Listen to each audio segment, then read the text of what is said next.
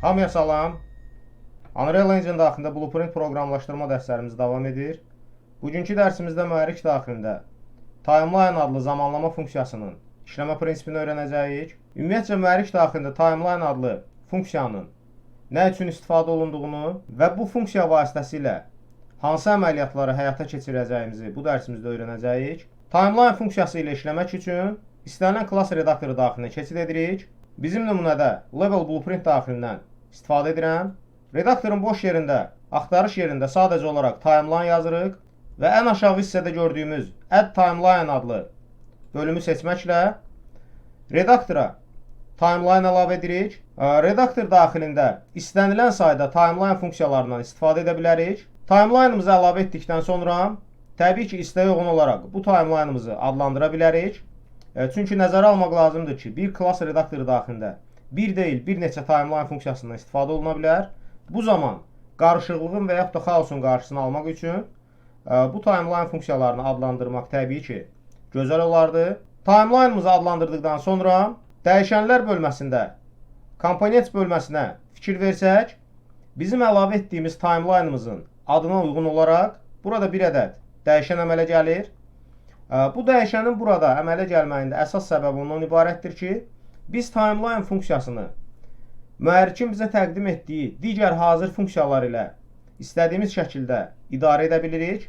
Məhz bu funksiyalar timeline funksiyası üzərində gördüyümüz giriş və çıxış parametrlərinə uyğun olan funksiyalar sayılır. Misal üçün, komponent bölümündən bu timeline'ımızın dəyişənini mouse'un köməyi ilə tuturam və redaktorumuzun boş yerində buraxıram və bu dəyişənimizin çıxış parametrindən sadəcə olaraq timeline üzərində play adlı giriş parametrini görürük. Məhz axtarış bölümündə play yazıram və gördüyümüz kimi timeline adlı xüsusi bir bölüm daxilində bizim timeline'ımızın play adlı xüsusi bir funksiyası mövcuddur. Mühərrikin bizə bu funksiyaları təqdim etməyində əsas səbəb bundan ibarətdir ki, biz həmin bu klass redaktoru daxilində mövcud olan timeline funksiyamızı digər istənilən klass redaktoru daxilindən məhz bu funksiyaların köməyi ilə asanlıqla idarə edə bilərik. Misal üçün, timeline funksiyamızı bu klass redaktoru daxilində sadəcə olaraq play edə bilərik. Digər bir klass redaktoru daxilində bizə lazım olan anda məhz bu timeline funksiyası ilə icra etdiyimiz əməliyyatları stop edə bilərik. Bunun üçün isə sadəcə olaraq bu klass redaktorumuza müraciət edəcəyik və müraciət etdiyimiz klass daxilindən mövcud bizim timeline funksiyasının adını yazmaqla həmin bu timeline'ımızın dəyişənini digər klass daxilindən əldə edib bu timeline'a məxsus istədiyimiz funksiyanı çağırmaqla istədiyimiz manipulyasiyaları, yəni dəyişiklikləri bu timeline üzərində dediyimiz kimi həyata keçirdə bilərik. Timeline'ımızın üzərində gördüyümüz play adlı giriş parametri adından da göründüyü kimi bizim timeline funksiyamızı işə salan, yəni ifa edən xüsusi bir parametrdir. Ümumiyyətcə, kodda ardıcılığa qoşulan zaman play adlı giriş parametri sadəcə olaraq bu kod blokuna, yəni daha doğrusu timeline blokuna növbə çatdığı zaman sadəcə olaraq həmin bu timeline'ı ifa edəcək. Play from start isə start anından etibarən timeline funksiyası vasitəsilə icra olunan əməliyyatı işə salacaq deməkdir. Stop adlı giriş parametrinin köməyi ilə timeline funksiyamızı sadəcə olaraq stop edə bilirik, yəni işini saxlaya bilirik. Reverse adlı giriş parametrinin köməyi ilə timeline funksiyamızın ifa etdiyi istənilən animasiyanı sondan irəliyə doğru, yəni əks istiqamətdə ifa edə bilirik. Misal üçün fərz edək ki, səhnədə istənilən bir statik obyektin ölçüsünü susmaya görə ölçüdən 2 dəfə artırırıq. Biz burada reverse adlı giriş parametrinin köməyi ilə məhz həmin bu böyütdüyümüz statik obyektin ölçüsünü əvvəlki ölçüsünə qaytarmaq üçün dediyimiz kimi reverse adlı giriş parametrindən istifadə edə bilərik. Reverse from end adlı giriş parametri eyni ilə play from start adlı giriş parametri kimi işləyir. Lakin burada vacib bir məqam ondan ibarətdir ki, reverse parametri irəlidən sona doğru deyil, sondan irəliyə doğru ifa olunmağını təmin edir. Set new time adlı xüsusi bir giriş parametrinin köməyi ilə timeline'ımızın ifa olunmağı üçün yeni bir zamanlama burada təyin edib istifadə edə bilərik. New time bölümündə isə həmin zamanı bu bölümdə göstərib istifadə edə bilirik. Daha sonra timeline'ımızın 3 ədəd burada gördüyümüz kimi çıxış parametri mövcuddur. Bu parametrlərdən 2 ədədi icra edici, bir ədəd isə parametr şəklində bizə təqdim olunur. update adlı çıxış parametrinin köməyi ilə timeline'ımıza istənilən funksiyaналlığı yazdıqdan sonra təbii ki, burada update adlı çıxış parametri icra olunmalıdır. Finish adlı çıxış parametrinin köməyi ilə bizim timeline adlı funksiya ilə həyata keçirdiyimiz istənilən əməliyyatlar sona çatdıqdan sonra finish adlı xüsusi çıxış parametrinin köməyi ilə burada istədiyimiz əməliyyatları icra edə bilirik. Və son olaraq burada gördüyümüz direction adlı xüsusi bir parametr bizə enam şəklində təqdim olunub. Enamlar haqqında isə ilərləyən dərslərimizdə sizlərə ətraflı məlumat verəcəyəm. Sadəcə olaraq bu parametrdən pin çəkirik və burada switch adlı xüsusi bir funksiyanı çağırırıq. Axtarış bölümündə switch yazdıqdan sonra burada dövr və ardıcıllıqlar daxilində xüsusi bir switch adlı funksiyanın əmələ gəldiyini görürük. Məhz bu funksiyanı buradan seçirik və beləliklə öz timeline funksiyamızı direction adlı parametrin köməyi ilə irəli və geriyə doğru istənilən şəkildə burada manipulyasiyaları həyata keçirdə bilirik. İndi isə timeline'ın köməyi ilə səhnədə hazır praktiki bir nümunəyə baxaq. Bunun üçün sadəcə olaraq səhnədə bir ədəd istənilən bir statik obyekt yerləşdirəcəyəm. Çünki dediyimiz kimi timeline funksiyasının köməyi ilə yalnız və yalnız statik obyektlərə animasiyalar işləmək mümkündür və eyni zamanda yumuşaq keçidləri timeline funksiyasının köməyi ilə həyata keçirmək mümkündür. Buna görə də səhnədə bir ədəd adi bir statik obyekt yerləşdirirəm. Misal üçün belə bir sfera yerləşdirirəm.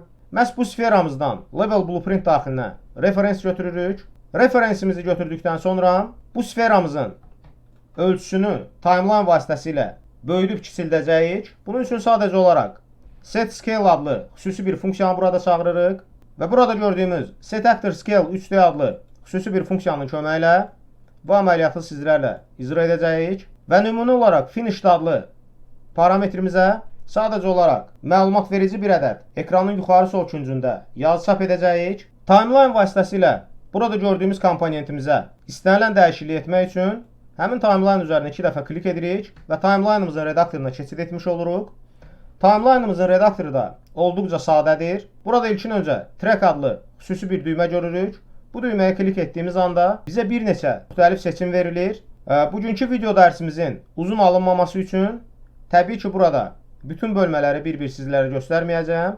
Lakin təbii ki, ehtiyac olarsa bu haqda video dərsimizin açıqlama qismində mənə bildirməyiniz kifayətdir və növbəti yerdə qalan bölümlər haqqında da ətraflı bir dərs hazırlayacağam. Burada ən çox istifadə olunan Add Flow Track adlı xüsusi bir bölümdən istifadə edəcəyik. Sadəcə olaraq bu bölümü buradan seçirik və daha sonra əlavə etdiyimiz Flow Track'imizi uyğun olaraq adlandırırıq. Flow Track'imizi əlavə etdikdən sonra burada əsasən keyframe'lərlə işləyəcəyik. Bu redaktor daxilində keyframe'ləri əlavə etməyin ən asan üsulu istər mouse'u sağ klik edirik, burada Add Key bölümünü görürük və yaxud da klaviaturada əvvəlcədən Shift düyməsinə sıxılı saxlayırıq və redaktorun istənilən yerində burada klik etməyimiz kifayətdir.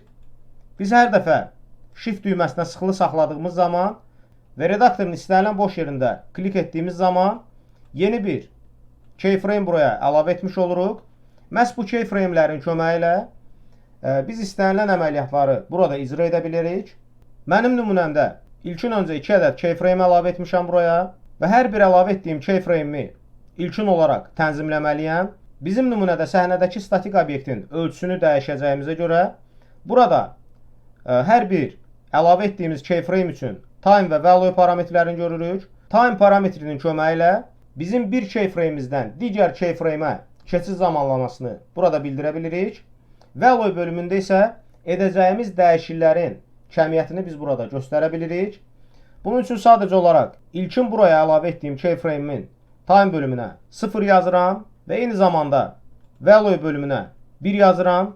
Buraya 1 yazmağımda əsas səbəb ondan ibarətdir ki, bizim səhnədə istifadə etdiyimiz statik obyektimizin details bölümündə ölçüsünə nəzər salsaq, gördüyümüz kimi susmaya görə 1 olaraq müəyyənləşib.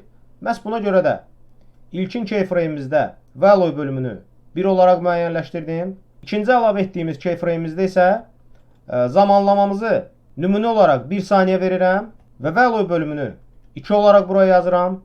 Parametrlərimi timeline daxilində keyframe'lər üzərinə əlavə etdikdən sonra burada timeline'ımızın redaktorunda bir neçə əsas düymələrin işləmə prinsipini izah edim sizlərə. İlkin öncə burada lens bölümü görürük. Lens bölümü vasitəsilə biz timeline'ımızın ümumi uzunluğunu, yəni timeline vasitəsilə ifa olunacaq animasiyamızın, daha doğrusu uzunluğunu biz burada təyin edə bilərik. Növbəti burada gördüyümüz Use Last Keyframe adlı xüsusi bir düymənin köməyi ilə biz timeline'ımızın uzunluğunu nəzərə almadan sonuncu istifadə etdiyimiz keyframe'imizin zamanlaması qədər öz timeline'ımızın ifa olunmağını təmin edə bilərik. Olduqca tez-tez istifadə olunan düymələrdən biri sayılır. Növbəti gördüyümüz Autoplay adlı düymənin köməyi ilə timeline funksiyası oyuna başladığımız zaman avtomatik şəkildə ifa olunacağını burada təmin edə bilərik. Növbəti gördüyümüz Loop adlı düymənin köməyi ilə timeline daxilindəki bütün əməliyyatları dövrü şəkildə işə salıb istifadə edə bilirik. Növbəti gördüyümüz Replicated adlı xüsusi bir düymənin köməyi ilə multiplayer oyunlarda əsasən istifadə olunan bir parametr sayılır.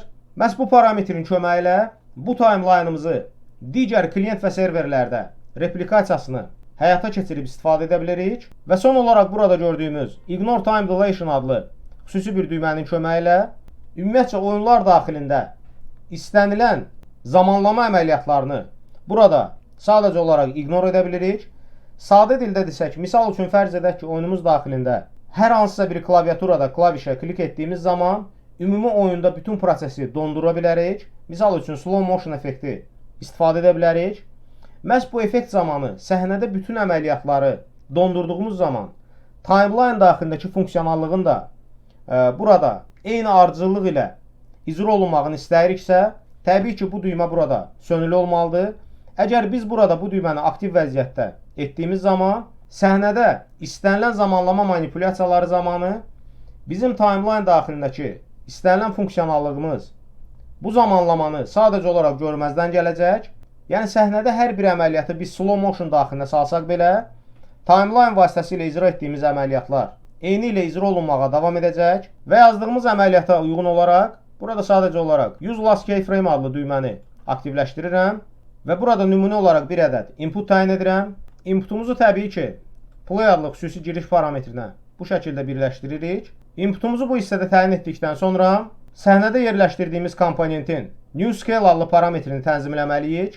Bunun üçün sadəcə olaraq bu parametrimizi split edirik və yaxud da birbaşa timeline daxilində əlavə etdiyimiz float trackimizi bu bölümə birləşdirib bu şəkildə istifadə edə bilərik. Lakin dediyim kimi eyni zamanda bu parametrimizi split etməklə ölçü parametrini hər üç vektor üzrə tətbiq edib istifadə edə bilərik. Bu zaman sadəcə olaraq hər bir parametrimizə timeline daxilindəki float trackimizi bu şəkildə mənimsədirik. Alınan nəticələri compile edirik və səhnədə hazır nəticəyə baxırıq. Mən klaviaturada əvvəlcədən təyin etdiyimiz klavişə klik edirəm və gördüyümüz kimi bizim səhnədə yerləşdirdiyimiz statik obyektimiz ölçüsünü susmaya görə 1-dən 2-yə qədər dəyişmiş olur və eyni zamanda paralel olaraq ekranın yuxarı sol küncündə timeline işə düşdü sözünü sizlərlə görmüş olduq.